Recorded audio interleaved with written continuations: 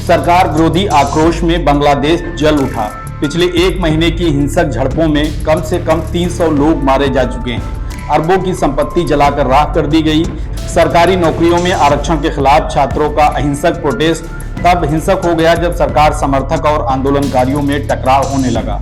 सरकार ने जोर जबर पुलिस फोर्स और आर्मी लगाकर आंदोलन को रौंदना शुरू कर दिया। यहीं से हालात बिगड़ना शुरू हुए और आज एक महीने के अंदर बांग्लादेश में तख्ता पलट हो गया। शेख हसीना को इस्तीफा देकर आनन फानन में अपनी जान बचाकर देश से भागना पड़ गया है। दिलचस्प तथ्य यह है कि 7 महीने पहले ही बांग्लादेश की जनता ने शेख हसीना के नेतृत्व वाली सत्तारूढ़ अवामी लीग को 224 सीटें देकर देश की सत्ता सौंपी थी और अब 7 महीने के अंदर ही उसी जनता ने हसीना सरकार को उखाड़कर फेंक दिया है। लेकिन क्यों? क्या शेख हसीना से बांग्लादेश का भरोसा उठ गया था? बांग्लादेश में इसी साल जनवरी में आम चुनाव हुए थे। अवामी लीग ने 224 सीटों पर जीत दर्ज की और शेख हसीना चौथी बार बांग्लादेश की प्रधानमंत्री बनी। चुनाव के दरमियान भी यहां हिंसक झड़पें सामने आई थी। विपक्षी दलों ने शेख हसीना पर चुनावों को प्रभावित करने का आरोप लगाया था। शेख हसीना डिक्टेटरशिप के आरोपों में लगातार घिरती जा रही थी। उनके विपक्षी भी शेख हसीना को तानाशाह कहकर बुलाने लगे थे। पिछले महीने ही बांग्लादेश में नौकरियों में कोटे के खिलाफ छात्रों के प्रदर्शन शुरू हुए थे। बांग्लादेश की आज़ादी में बलिदान देने वाले परिवारों के लिए यहाँ नौकरियों में कोटा है।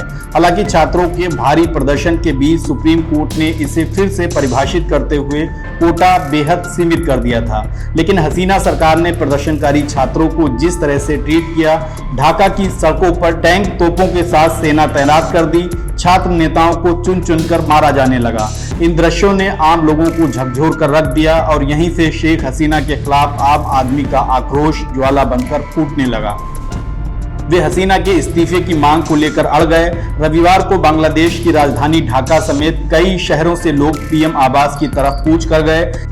हिंसक झड़पों में एक ही दिन में कम से कम 100 लोग मारे गए। आंदोलनकारी पीछे हटने को तैयार नहीं हुए और हालात लगातार बदतर होते चले गए। 24 घंटे के अंदर स्थितियां इतनी खराब हो गईं कि आर्मी चीफ के अल्टीमेटम पर शेख हसीना को इस्तीफा देकर देश से भागना पड़ गया है। उधर सोमवार को भीड़ ने प्रधानमंत्री आवास पर धावा बोल दिया। आक्रोशित लोग पीएम हाउस में घुसकर तोड़फोड़ लूटपाट करने लग गए।